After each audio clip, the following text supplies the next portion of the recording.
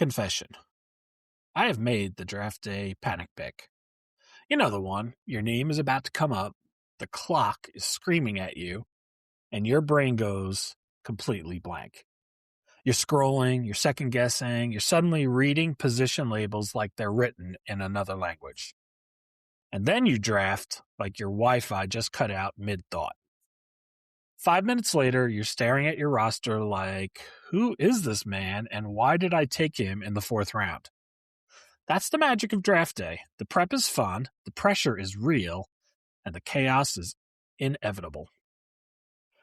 And today, I'm talking draft day with Al Wilson from 3D6 Gaming because his latest release, the FDF Fantasy Draft, turns that whole experience into the main event. The planning, the steals, the mind games, and yes, the heartbreak when somebody takes your guy one pick before you. This is the Tabletop Sportcast.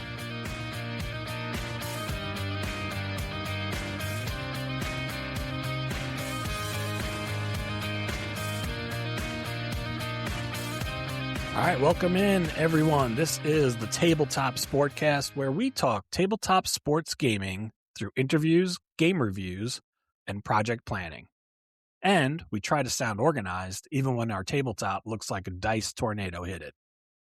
If you caught the last episode, my top 10 underrated sports games, thanks for hanging out with me while we had that one.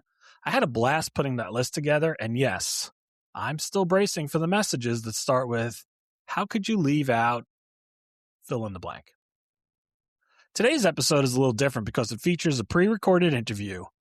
We're going to jump right into it in just a minute. We're going to skip the new segment around the table just to keep the pacing tight and give the conversation the room it deserves. So here's what you're getting today. I got a chance to sit down with Al Wilson from 3D6 Gaming talking about his newest release, the FDF Fantasy Draft, a game built around the strategy, the chaos, the value hunting, and the I can't believe you took my guy moments that make drafts so fun. All right. Without any further ado, let's get to the interview I did this past week with Al Wilson.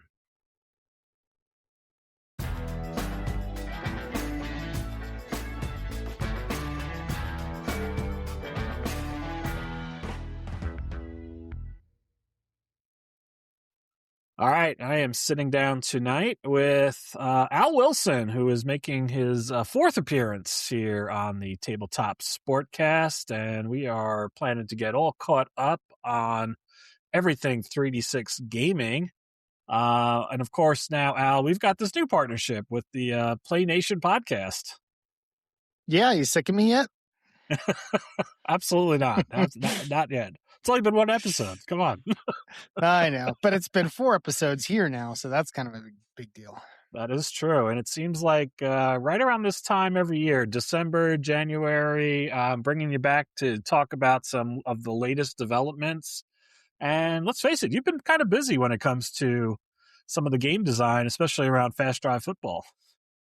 Yeah, a lot of it has to do with free time on my hands. I'm still, it's been four months now, in case any of your listeners are hiring for program managers or product managers or project managers.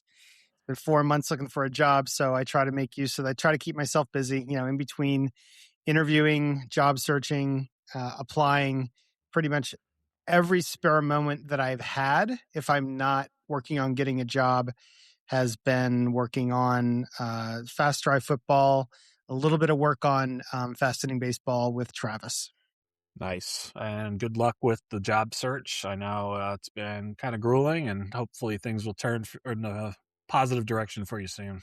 Yeah, thank you. And not to belabor the point, because I know it's not what we're here to talk about, but I saw, so my son back on the West Coast, he's in a tech company. They just had a layoff, so he called me to talk about that. Luckily, he wasn't impacted. And then I just read today that MasterCard is laying off over 1,000 people. So it doesn't help that more people are flooding the job market when you're trying to find a job, but also just a shout out to anybody out there who's in the same position. I know what it's like. And then second, if you're in a job, this is just a PSA for everybody out there who is employed right now. Do whatever you can to hold on to that job. right now Yeah. because the market is terrible. So hold on to your jobs and, be thankful that you're employed, even if you're having a bad day. So that's my PSA for today. Well, I appreciate that. Yes, I think that's Yep. a good call out for sure. All right, we'll turn our attention to Fast Drive football, Yeah. and we've got a few things we're going to touch on. We're certainly going to talk about the big fantasy draft expansion, which will probably be the focus of most of our chat today. But I know there's been some other things going on behind the scenes, and not even behind the scenes. You've been releasing a lot of new stuff, so let's talk about some of the things you have been releasing for the current, like, the core The game core game. for Yeah. Absolutely. So going into like January, my goal was to get through as many of the enhanced seasons as possible because, as my Shopify store will attest to, people are way more interested in paying $5 for the enhanced cards that have all the finder information than they are for the $3 basic set. So I'm trying to get all those done. And while I was doing that, I was thinking ahead to, okay, well, I'm almost done with these seasons. And when I am, that's going to be pretty much it. I need to do the college game. And I didn't want to start working on that college game FAQ edition until I made sure I had I wanted to just make sure that all the math was right. And so I did a little digging and I think it was a couple podcasts or videos of other people playing the game, the FAQ edition, that took me a little bit down a rabbit hole. I realized I went back and reran the numbers. And so I came up with 3 things that I wanted to change. And this does have to do with with your question in the base game. So once I figured out that looking ahead to the college game, I realized that I had one result in the pro book that was leading to, at the end of the day, 33% more chance for teams to score a touchdown in years 1987 to today. And that was totally unintended. I didn't mean to do that. There was no reason for me to artificially inflate scoring. So that's what the recent game book change all had to do with. I simply fixed a little niggling error that was bothering me. And most people probably would never even notice it, but I knew it was there. So that was the game book change. So I do feel confident now that the game book for the pro game never needs to be touched again, knock on wood. So I got that change done. And while I was doing that, I thought about what other aspects of the game could be potentially leading to the slightly inflated scores that I was seeing. And, just a little digging took me down to the changes that was the flurry of activity this week. So I put on pause working on the enhanced seasons, ran the numbers, and realized that by changing the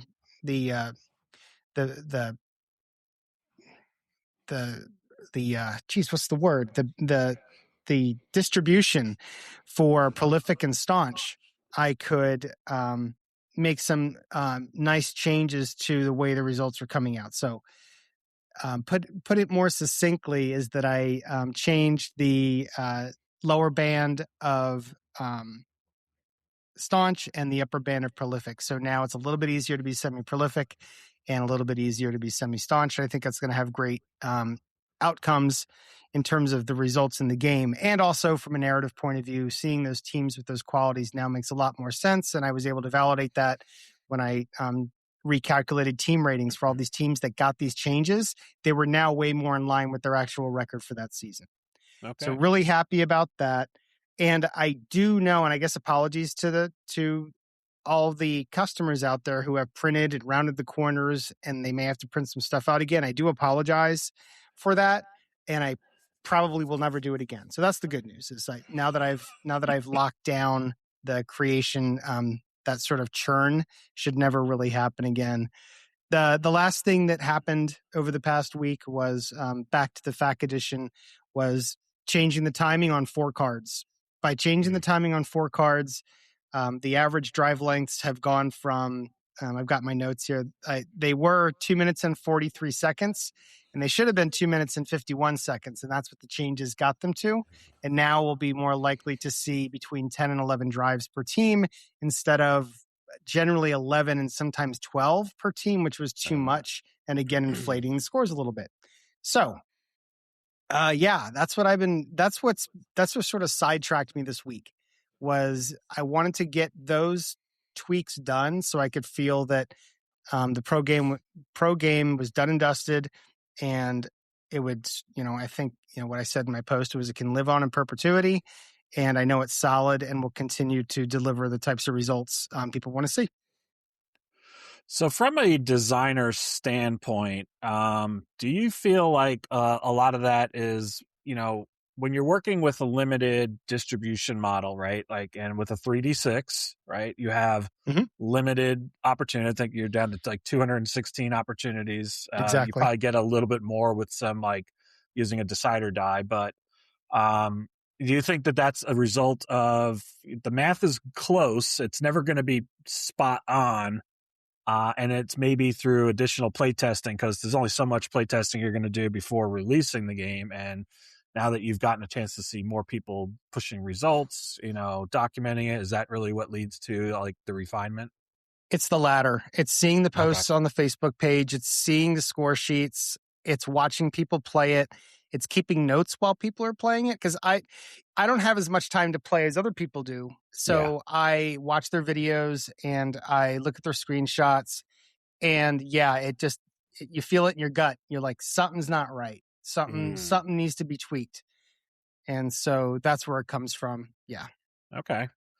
So there you go. So that's why providing like solid feedback, and I know that a lot of people get, and probably not a lot of people, but there are people who get pulled into doing play testing, and there's going to be people who play beta versions of games, and there's going to be people who even play games when they first come out, and are first released. And I think that's a really good reminder for all of us who are gamers is to provide that feedback. Like, and that same thing. We probably have some gut reactions as well as we're playing the game that, I don't know if this feels exactly right. And at least check in with the designer and say, this is what I was noticing, and let them see if they can needle with it a little bit. Yeah. And to your earlier point, I would never use that D6, 3 dice, 216 possible combinations. I would never use that as a crutch. It is entirely realistic. I mean, look at Strat Napa, D6. Yeah. I mean, you can absolutely get as accurate as a gamer needs with 6-sided dice. So that I would never use that as a crutch. It takes some creativity for sure, but it can be done. Okay. There you go. We also didn't really touch on, even though that's been well popularized, not popularized. We're both struggling with words tonight, but certainly, lots of people know that you've put a lot of your product now out onto the Game Crafter. That seems like it's going really well, and I've really enjoyed like the FAQ version of the game. I think you've gotten a really positive response to that as well.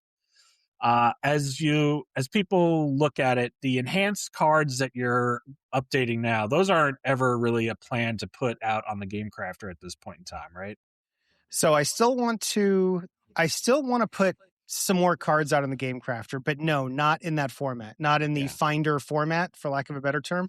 I do love the poker size team cards for my own gameplay when I'm not, when I don't need the Finders, but so I do plan on doing some of those.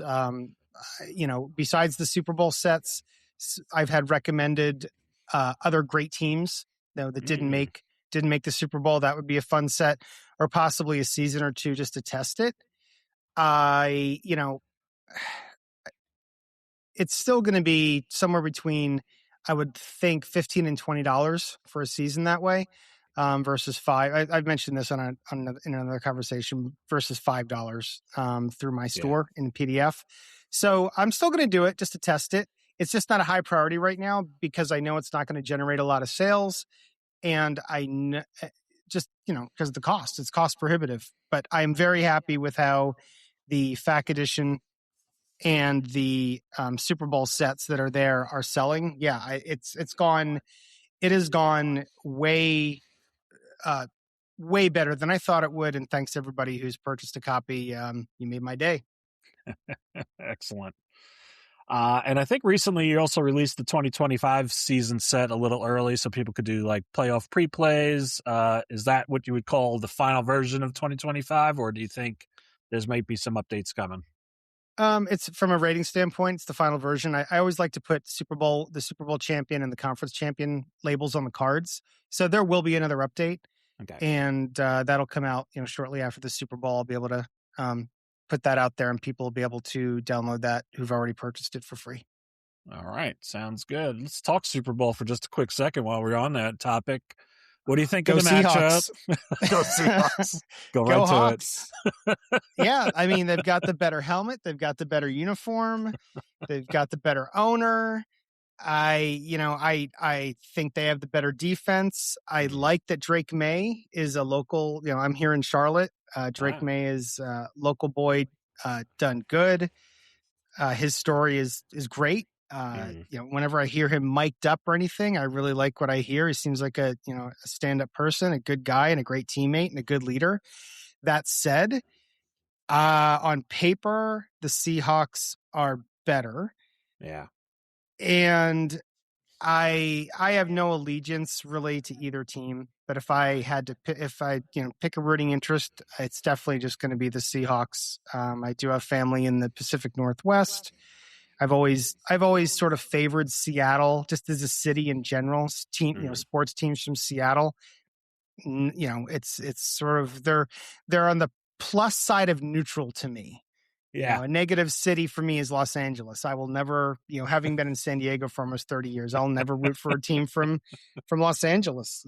I don't care who they are. And I've got a lot of Facebook friends who, are always donning their LA gear, and I keep them as Facebook friends, but inside under my breath, I'm cursing them. But anyway, yeah. So let's go Seattle. I think if Drake May, just keeps his composure, I guess, and if Sam Darnold doesn't, crumble, which I don't think he will, and if both defenses play as good as they can, it should be a good Super Bowl. I see some people talking about a Seattle blowout. I think it has the makings of a good Super Bowl. I think both teams are really well coached. And so if it were to be a blowout, I think it would be Seattle doing it, but who knows? The season's been really kind of topsy-turvy, but I am, for what it's worth. I mean, if Bo Nix had stayed healthy, I probably would have preferred to see Denver in the Super Bowl. But at this point, I think this is the best matchup we could have asked for. Yeah, that's a good one. And I kind of agree with you. I think it's been a really good playoff, a lot of good games. I think both these teams look pretty good. And I think you're right about if this is going to be a blowout game, which I don't expect, I think it is what you said. One of those quarterbacks crumbles. And that's probably what finds it being that way. I just don't really see that happening. Yeah, I saw Darnold play, I've seen him play all over, and he can look really, really good at times, but then just make a bonehead throw at times. He's not as consistent. I think if I was a fan of the Seahawks, he's not as consistent as I'd like him to be, but he's been consistent enough. Yeah. Yeah. All right. Well, one more week to go for the big game, a little over a week, but about that time. So actually, by the time we air this, it'll be a couple days. So okay, cool. But that'll be good. All right, let's talk about one of your latest releases for 3D6 Gaming, which is the Fantasy Draft expansion, which has been out, I want to say 2 or 3 months now. I think you released it right around the holiday sale time frame. Yeah, right around Thanksgiving time. So, pretty cool set. What was the inspiration for this set? So last year, it was leading up to the event at the Football Hall of Fame in 2020. Gosh, was it 2020? Was it just 2025? Was it just last year? Yeah, I believe it was. Second time there or the first time? Yeah, you know what? It was actually, so here's the deal. Back in 2024, I came to that event with some 2-player cards where people could take 2 teams from the collection and play a game head to head and have some really, really, really basic strategic decisions about the chips, these coaching chips that they could play to manipulate the outcome of the drives. And it was fine.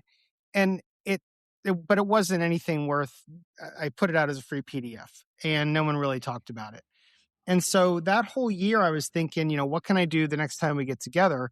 And the thought of a fantasy draft came up. And so it was about, it wasn't even a year ago. It was about, 10 months ago. I started working on, it would be kind of cool. You asked what the inspiration was. So the first inspiration is Keith's Draft Duel. Sure. So in Draft Duel, you've got a bunch of well-known current football stars in their uniform colors, and you're playing a drafting game where cards sort of you're building an engine where the cards play off of each other. You're scoring points, scoring football points, and you're trying to get more points than your opponent through Thursday night football, Friday, Saturday, Sunday, and then Monday night football and a press conference. And so I love the idea of drafting players. I've always loved that idea. And so I thought, okay, well, I can get a bunch of players and I can use what I've learned from playing solitaire and competitive games, non-sports games, about when they have a common pool of cards that you can purchase. Yeah. And I took that idea, and at last year's event in 2025, we played a prototype where you were laying two players head to head. You had some coaches' cards too, but the game began with this draft, and you put the cards out, 5 cards just like I have now, and any cards that weren't drafted slid to the left, became cheaper the next round, and you put out the next cards for the next round. And it was a lot of fun. We played with having some bad cards out there too, where you could actually pay for that bad card and force your opponent to take it. And it was based on the idea, or the loose narrative there is that you fed their GM some bad intel on these players and tricked them into taking a bad player. Nice. So that was fun. But shortly after that event, I was thinking, how can I make this work? And I wanted to be solitaire. I wanted to be solitaire friendly. So taking a cue from all these other games I play, where there's a solitaire opponent that you can, put in the game if you don't have something to play against head to head, I started working on the idea of coaches who would have their own draft philosophy. And when I started thinking about how I could make that work, that's when I changed that core mechanic of the game, not to have a shifting draft board, but a stationary draft board that was predictable, so that I could build draft instructions for the solitaire opponents that would actually work and not be too confusing for the gamer to execute on. So the inspirations were Draft Duel from the draft standpoint. The inspiration just to have a competitive mode for Fast Drive Football just comes from all the other board games that I like to play, where I like to have a win condition. So there's many board games that you play, which is whoever gets the highest amount of points by the end of the game wins. Yeah. And things like Ticket to Ride or Wingspan or something like that. I like win-lose conditions, whether it's like the racing game from Days of Wonder that I'm totally blanking out on right now. It's like Heat. You're going Heat. Thank you. In Heat, you're trying to beat the solitaire, the legends they call them. Yeah. You're trying to win the race. And in this, I wanted you to try to be winning a game against an opponent. So when you're playing head to head, there's some lot more better strategy cards that are included in the game now. And even when you're playing against a solitaire opponent, you have, some agency over how the game goes. You want to hope that it's a lot of luck though. It's sort of it's an auto battler. And this is an actual gaming term that Fast Drive Football fits under. It's called an auto battler, which means the game itself plays itself. Fast Drive Football, a lot of the sports sims that we enjoy, we're playing it for the story, and the game plays itself. Right. Of course, decisions that you have to make, some are obvious and some not so obvious. In a football game, when do you go for 2? When do you go for it on 4th down? Things like that. So I really wanted to turn Fast Drive Football into, at least I wanted to give it an optional mode where you could feel like you're just playing a self-contained gaming session. You're not, you're not doing a season replay. You're not doing a tournament. You're just it's just you against either an opponent at the coffee shop or at the Hall of Fame, or you against an automated opponent that's sort of programmed to do certain things against you, and that's pretty much it. Nice. And I think that's what a good game design is going to have too, right? Where you can have a strategy that you're planning on unfolding, but then will the luck components work out in your favor or not? Like you can look at the deck of players and be like, oh, this is how I'm going to, and it's just like what you do in like fantasy football or fantasy baseball, where you have a plan of like, oh, I'm going to go after this player. And all of a sudden it's like either you lose out on that player and you got to go to plan B, or that player doesn't become available for whatever reason, which would happen more in the game you've designed. And, all of a sudden it's like, I got to quickly adjust that strategy, right? It's so you hit the nail on the head. That the cool part about the game is that there's so many players.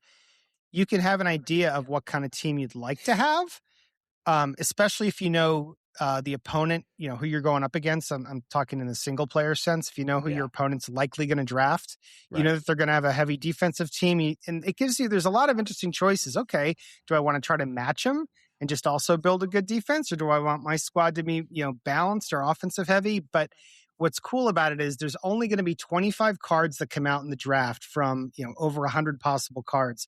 So every round, your strategy is shifting. You might get that first round pick that you were hoping for, but you're probably not going to. You're going to have to settle for someone, and then you're going to have to start, basing your picks off of, okay, I need to shift my strategy now. It's a lot of fun.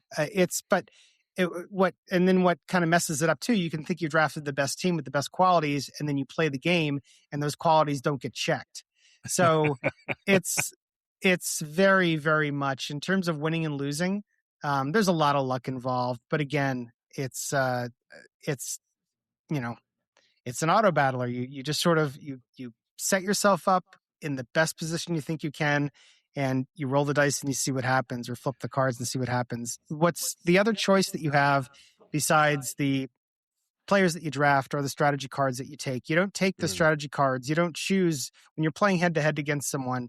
You're not going to choose those cards until you've actually built your team. So you can choose cards based on the team that you've built. Okay. And when you're playing solo, the advantage that you have is you don't even have to choose what card you're going to use. You have access to all 12 cards. But it also makes it hard. You only get to use one card. You can use any of them, but you only get to use one, and you can use it anytime you want. So do you want to use it now? Do you want to hold on to it? So there's some fun choices. It's a light game in the vein of something from Play. There's not a lot of rules to learn. It plays quick. It plays easy. So so far the feedback's been pretty good. All right. For those who haven't seen it yet, and obviously we're going to be talking on a podcast here, so we can't really show off the products and all that kind of stuff. But, we're talking like a fantasy draft, but we're not actually drafting like a full team or anything like that. Like you may end up with a team with no quarterback or no running back, right? I mean, it's 5 players that you're picking. It could be offensive or defensive players, and it's more about drafting. The fun part is drafting the players, but it's really about drafting the team ratings, right? Right. So I'm hoping people are familiar with how Fast Drive Football works, but the whole engine is driven by qualities, by the words on the team cards. So Prolific is a team that's going to score more than other teams. Staunch is a defense that's going to prevent more scoring. So the balance in developing this game was ensuring that people couldn't build teams that were too strong. And wouldn't be fun to play. So you're right. You're going to get an opportunity to buy cards over 5 rounds. You may not even have enough funds to do so. I've noticed in some people's reports, it's anywhere from 3 to 4 to 5 players. So you can basically think from a narrative standpoint, the $15 you get to spend is on your stars. These are the impact players, and there are certain rules. You can only have one quarterback, one running back, one kicker, and one kick returner, one punt returner. If you even but if you have the opportunity to get more than one, you can't take that second one. Mm. And it's, so you're right. You're not drafting a whole team. The draft plays really quick. You're drafting, basically, these are going to be your highlight players for your team, and their qualities that's printed on their card drives the game engine. And the way it works out is with the cards that I've created, with the budget that you get, the $15, you end up with a card that's, I would say, it's playoff caliber. It's Yeah. let's say that it's absolutely playoff caliber. So what you could do, you could actually take one of these teams and face it off against a Super Bowl team and have an even match. Nice. It's so that was again the design goal. I wanted non-gamers who, those of us listening to this podcast, might pull this game out and show it to someone who's never played the game before.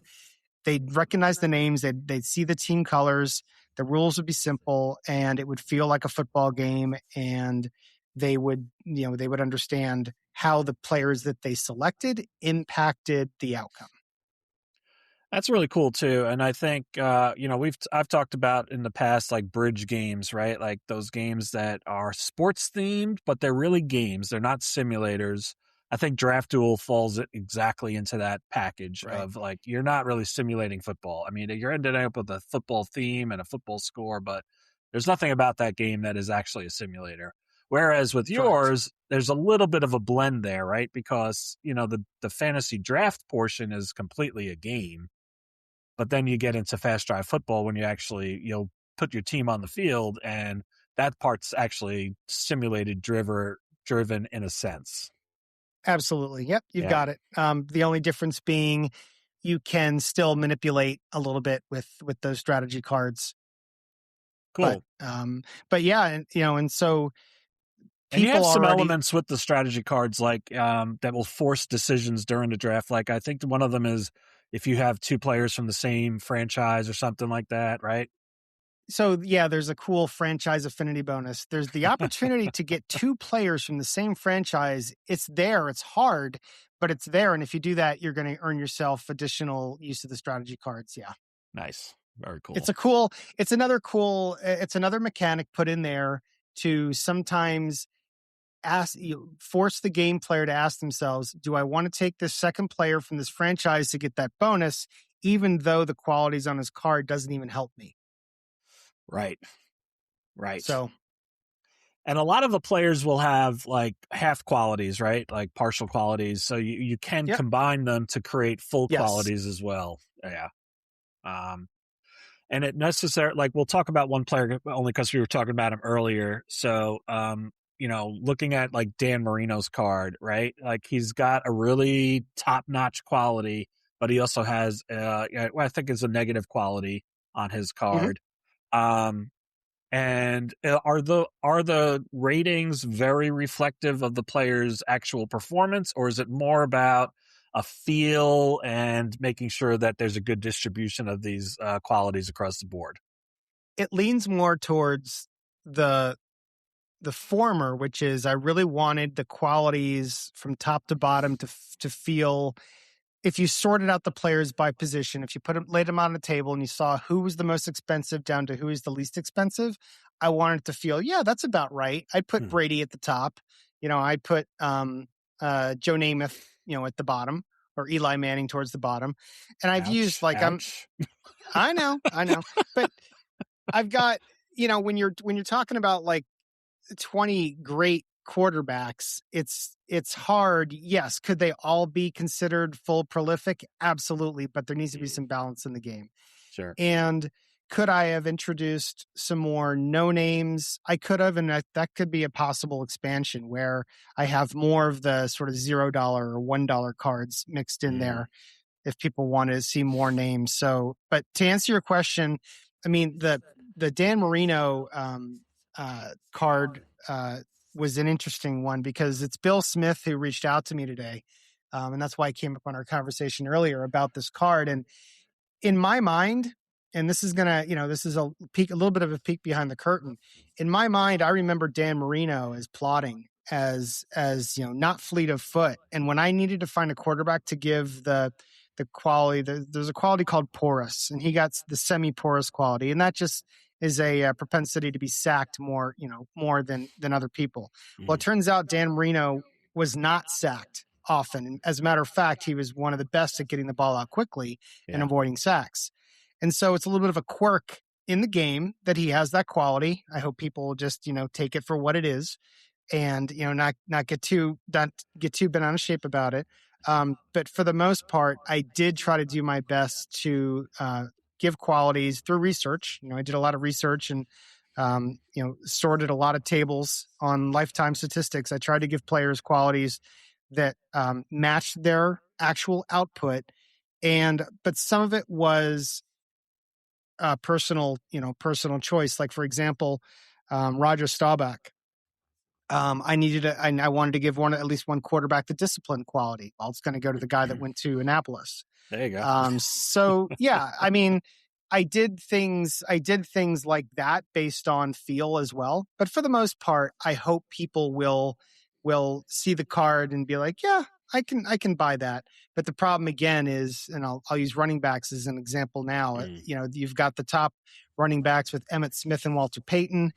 And, I've got towards the bottom, I've got Eric Dickerson, who's only, so here's like Emmitt Smith costs $11. He is the most expensive running back in the game. He's full prolific, full secure, and semi-solid. Because he was known for, in my research, he was known for his blocking. Emmitt Smith had a really good reputation for blocking, so I gave him semi-solid for picking up that blitzing linebacker, right? At the bottom, you've got Eric Dickerson, who we all remember as a great running back, but he had a propensity for fumbling more than other great running backs. Like when compared to other top tier running backs, he had more fumbles per carry. So he's got semi-clumsy. Now, would I give him that rating if I had 100 running backs in this collection? Probably not. There's probably other lower tier running backs that deserve it. But so some creative license was taken with the ratings, but they're all based in, research and my own recollections. Nice. And with apologies to Dan Marino. Understood. Without going through the entire list of players, let's just talk a little bit about like what people will see in the set. You mentioned there's 100 players in the set. About what positions are we talking about? What decades are represented? Is it every team that's represented? Like what will we see? Yeah. So in the core box, there's 69 players. There's 70 more in the expansion. So over 130 players. Most people are buying the expansion when they buy the core box. The players are from the 60s all the way through to today. I'd say you're going to see more from the 2000s, but there's still a good selection from the 80s and 90s and a few from the 60s and 70s. All teams are represented because I didn't want to leave anybody out. Some teams have more than others, like Chicago and Green Bay, New York Giants, teams that have had more success and have more household names, have more players, but all teams have at least 2 or 3 players at a minimum to ensure that they're all available for the affinity bonus. And then there's 10 categories of positions. There's quarterbacks, running backs, wide receivers, tight ends, offensive linemen. Then on the defensive side, you've got defensive linemen, linebackers, and defensive backs. Then you've got kickers and kick returners and punt returners. Okay. So, yeah, and for the lower impact positions, there's fewer. So you're going to see most. There's got 21 quarterbacks, 16 running backs, 16 wide receivers. There are only 10 tight ends. 14 offensive linemen, 16 defensive linemen, 16 linebackers, 14 defensive backs, 4 kick returners, 4 punt returners, and 8 kickers. Sort of round out the whole package. And it's mostly, I started with like Hall of Fame players and sort of worked my way from there.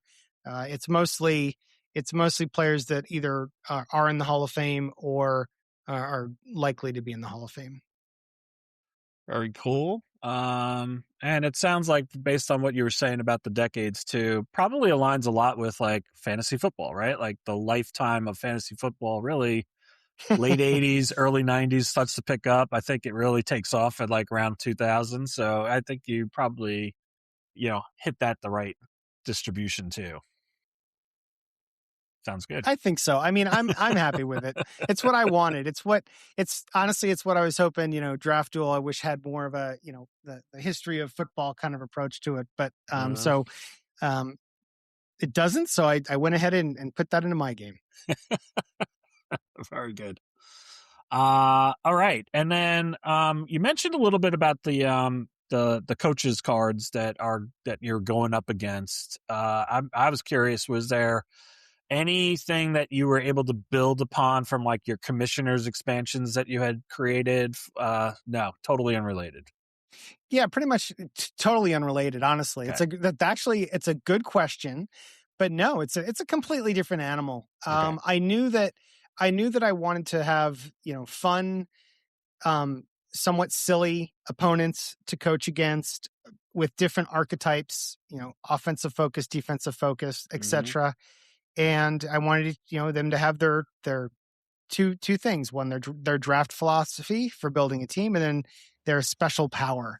And what's cool about this, and what I allude to in the instructions, is there is nothing stopping gamers and their friends and family for creating any number of extra coaches. They, with the 8 that I've created, it's people's imagination is the only limit for other coaches that they create.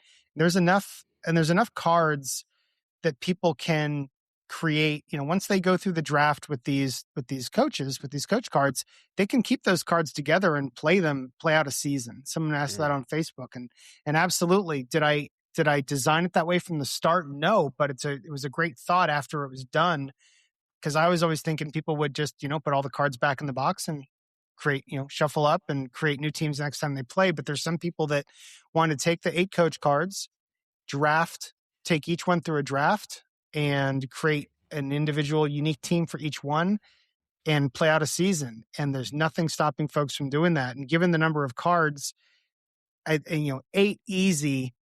And so I guess what I'm suggesting is people could create new coaches with new powers and create an even bigger league if they wanted to. And yeah, this is with completely separate from the commissioner expansion stuff. Oh, nice. Was there any temptation to use Hall of Fame coaches and build profiles, or was it always gonna be like just your own fictional AI? That's a really good question. No, there was never any temptation to do that. I think I was afraid. The reason I think it crossed my mind once, and that would have been too much research. That would have been a little bit dry for me, I think. So I didn't really want to. And there's so many good defensive head coaches in history. There's so many good offensive head coaches. Yeah. And I would have probably done Air Coryell. I would have done a Coryell team. But, Air Raid Riley is my version of, Don Coryell. So yeah, they are all loosely based on those kind of typical archetypes from real life. But I didn't want to tie it to anybody real. Nice. Okay. All right. Let's talk what's next for 3D6 gaming. Is there anything I think we covered FDF. Is there anything else that you're thinking is in the future plans for Fast Drive Football? For the pro game, just more seasons. People have asked, you could add this mechanic, you could add this one. It's the game is truly fully baked. It's been out now for, close to 5 years. I should see when the first version came out. I'm not really sure. I think you're about right, though. It's about 5 years, right? Because yeah, it's, I want to say it was like 2021, maybe 2020. Yeah, I think so. So it's close to 5 years. It's baked. Yeah. It's done. And I think, for Fast Drive Football, the pro game, once the fast action cards are, updated, which I'm in the process of finishing that. Once all the enhanced teams are done, it's really, what other teams can I put out there? What other collections can I put out there? So that's pretty much it for the pro game. For the college game, people want a set of fact cards for the college game. I do believe the book for the college game is done too. So Okay. the college game follows the pro game. That's as good as it's going to get. And I want to make fast action cards for that. And when that's done, it'll just be, annual releases for the season that just completed. I don't even, I've already got all the pro seasons done. I've got most of the specialty leagues done as well as spring leagues. I don't expect to be doing many more deep dives into the college collections. I think those are pretty much done too. We'll see. You never know. I might get an idea down the line, but I think the college game is done too. So from a football perspective, it's really about getting the seasons done and the FAQ edition out for the college game. Okay.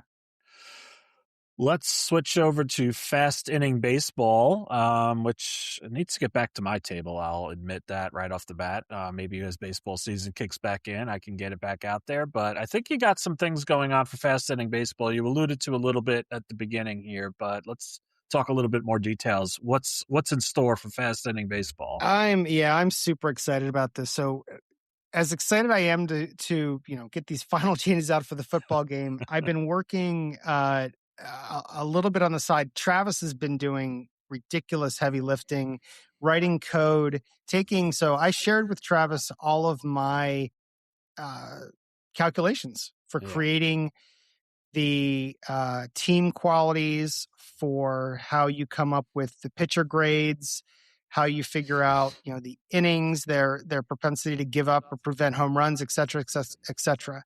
And he built a program that goes and gets the data that I need, and that puts it into the formulas and spits out the results.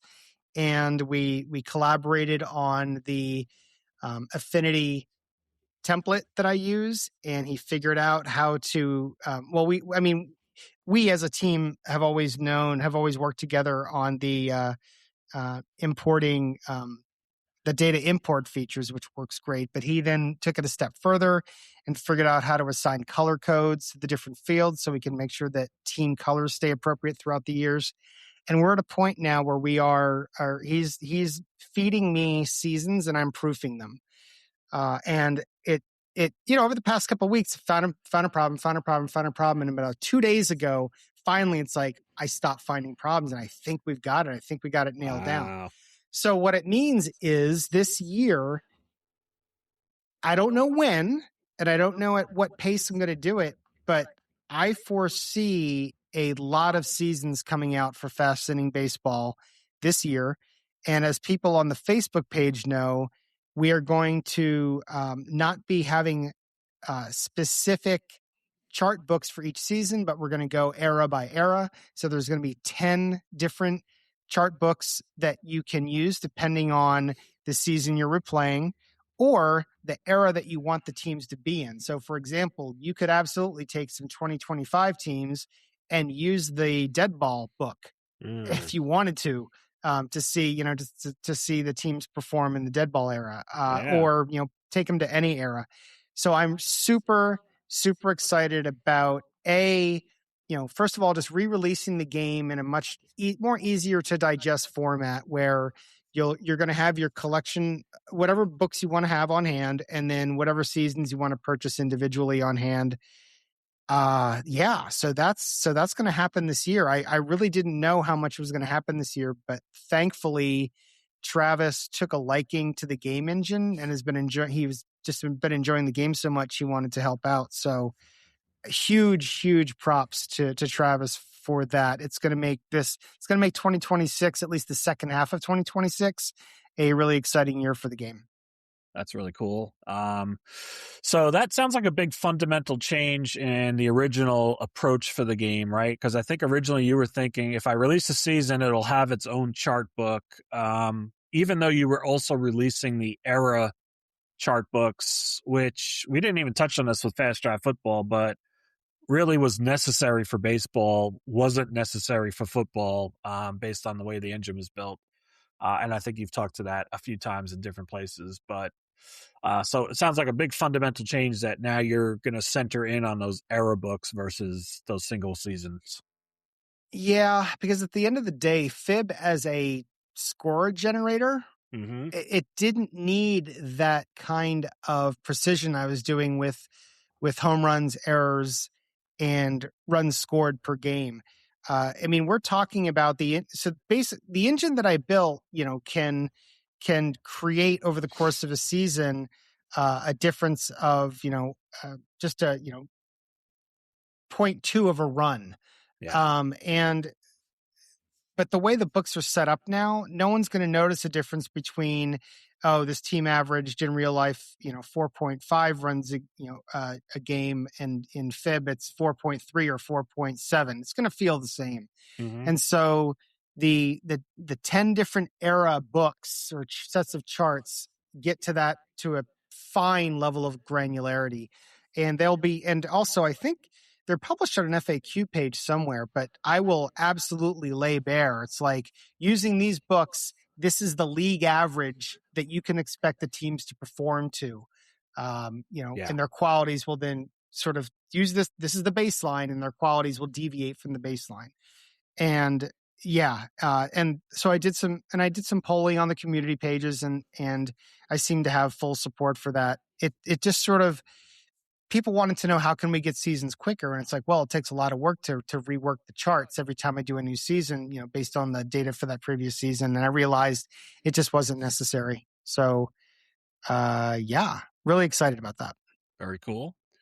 You can probably anticipate what my next question will be, but will we be seeing fast action cards for Fib down the road, or? Absolutely. No, I posted that to Facebook today. This is going to be a fun project. What I want people to understand is, this is going to be really interesting, I think, for me, and I think it'll be, fun for people to use. The idea is, I think the most play that fast inning baseball gets today is with the cross era charts, where you have all these teams from 1900 to today, and you can play them in kind of a late 1970s, early 1980s atmosphere where everything's sort of normalized. Yeah.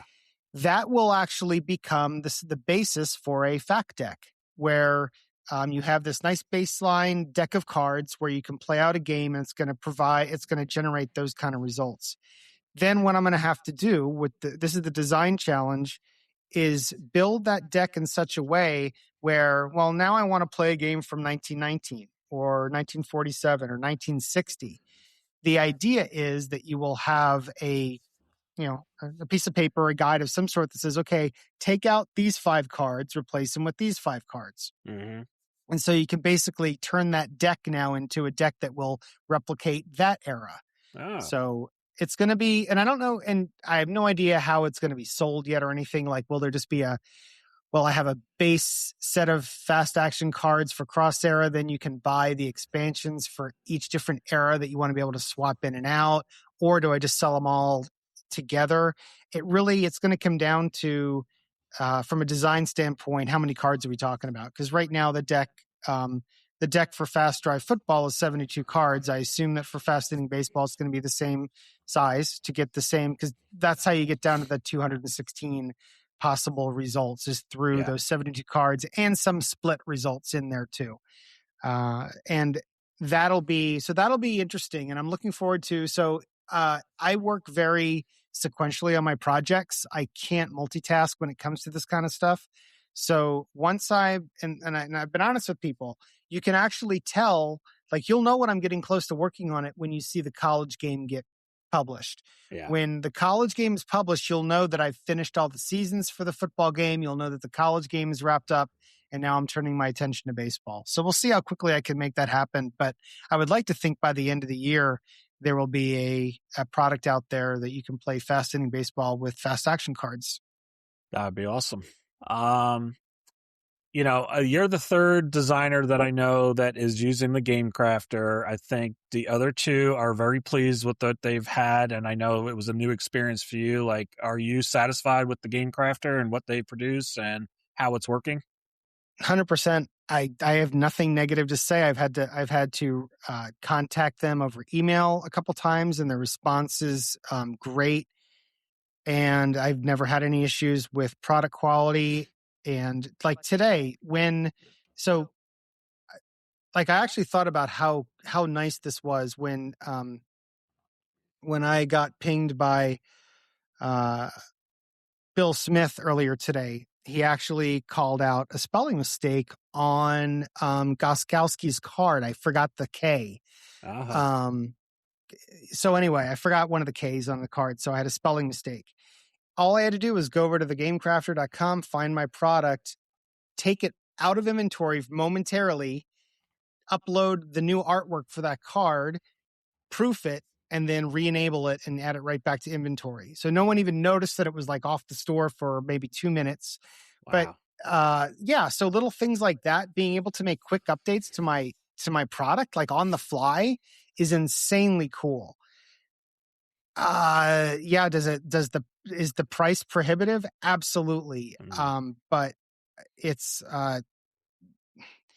and are there competitors? There are, and I really haven't experimented with other vendors that do the same thing. But I couldn't be happier, and that's probably why I haven't looked to anybody else, is just because I've been so pleased with the experience. They just make it so easy as a creator to build your games and get them in people's hands as quick as possible. I think it's also says a lot about the Game Crafter too, that you're probably not hearing any negative feedback from your customers, as here's a vendor that's representing you, and right, everybody seems to be having a positive experience with delivery timelines, with the product, and why look elsewhere as long as those things stay both true, right? That you're happy and your customers are happy. Yeah, I think the hardest part is, in an ideal world, I would just buy in bulk a bunch of copies from the Game Crafter and I would ship them directly. Yeah. Because the only downside to all of this is it does confuse the my customers. Okay, there's fastdrivefootball.com, there's 3d6gaming.com, there's thegamecrafter.com. Where do I, it's like they get confused. Like, where do I go? Where do I buy this game? Yep. And so and then the Game Crafter site, the pages that you build, don't look like your assets on your own website or your own store. Like I've got my website built on Google Sites. I've got my store for the stuff that I sell via PDF and my 3D prints. That's a Shopify storefront. And then of course I have Game Crafter. So the only negative to using Game Crafter, it's another place for people to go. And depending on their familiarity with me or my game, they may think that's all I've got is that Game Crafter page. You know what I mean? So, because someone sent them the link. That's and so what you do is every time I have a presence on any platform, I have to put the links to all my other places there as well. It's not clean. Yeah. And I probably that's the most questions I get on Messenger, on Facebook, and on email, is people just confused where to go to buy my stuff. And that sucks. As someone who wants people to buy things, when you get that email like, look, I want to buy this, but I don't know where to go. Yeah. Those things stink. So another to-do list at the bottom of my to-do list is I'd love to redesign my website to make things clearer. I know I should do that. I need to do that. I just, it's a matter of finding time. Yep. Okay. And you sequence everything, so it's going to come after baseball, is what we heard. So exactly. Nice. Last piece of 3D6 is your prints. Anything new on the horizon as far as the prints? I know you've said in the past that pretty much it's when inspiration hits you that you might create a new design, but anything in the works that you're thinking about? In the works, no. The latest thing that I did that I could possibly implement for my other scoreboards is I made a scoreboard for Dave Gardner at Digital to Dice, and it has his logo on there, just like, so it's an alternative to my 3D6 gaming scoreboard. Yep. His, though, has a unique feature. There's an extra little shelf between, in the middle of the scoreboard, between the home and away. There's an extra shelf, so you can put another number tile on there to designate the period in a hockey game, the quarter in a football game, the inning in a baseball game. That my other scoreboards do not have. So it's possible that I could add that to my other scoreboards. But other than that, no. I think never say never, but just no ideas right now. There's other like I've been thinking about, oh, it would be neat if I could, have coasters that I've made before, or that I could throw in when people buy something. So there's little things here and there that I've been thinking about, like adding to the inventory, but right now, nothing on the horizon. So if anybody has any ideas, let me know. Okay. Well, Al, I appreciate your time, and I know we'll be catching up soon as we get ready for our next episode of another podcast. But yeah, looking forward to that as well. But appreciate your time. Looking forward to, I'm still waiting for my version of the fantasy draft to come, and I am really excited about getting that. And I appreciate all the people like Steve Tower who are out there showcasing the game so that I can get a good feel for it and know what I'm getting into as it arrives. So I think you did an awesome job in putting together this fantasy draft expansion. Thank you very much. I appreciate it. All right. Thanks again. Talk soon. All right. Talk to you soon. Thank you. All right. Bye. Bye.